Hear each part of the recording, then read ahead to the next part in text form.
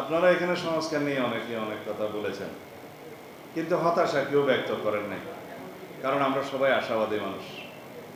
আলাপ আলোচনা চলছে, তার চাইতে বেশি অবশ্য খানাপিনা চলছে, সময় অনেক লাগছে, কিন্তু আমি বিশ্বাস করি আমরা একটা জায়গায় ঐক্যতে আসতে পারব।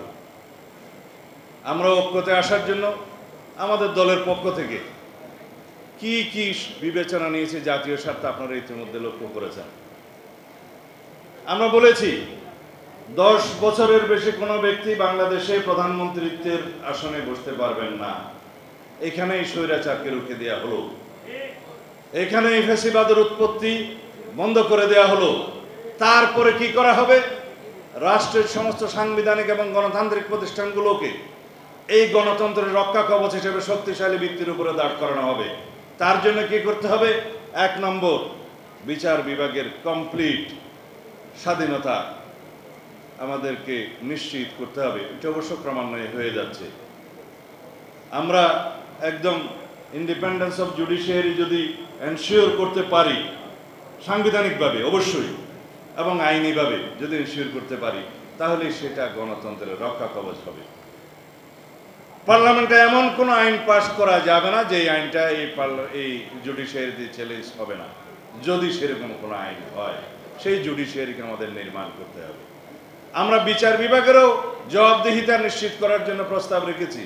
শুধুমাত্র আর্টিকেল 96 এর সুপ্রিম জুডিশিয়াল কাউন্সিলের ব্যবস্থা আছে, সেই ব্যবস্থার মধ্য দিয়ে একজন বিচারককে শুধু অপসারণ করা যায়, কিন্তু অপসারণ শুধুমাত্র পিউনিটিভ মেজার্স হতে পারে না, একমাত্র শাস্তি হতে পারে না।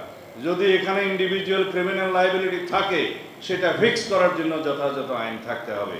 সব সময়ের জন্য আমাদের দেশে নির্বাচনকালীন সময়ে কেয়ারটেকার সরকার ব্যবস্থা বহাল থাকতে হবে, সেটা ইনস্টেট হয়েছে।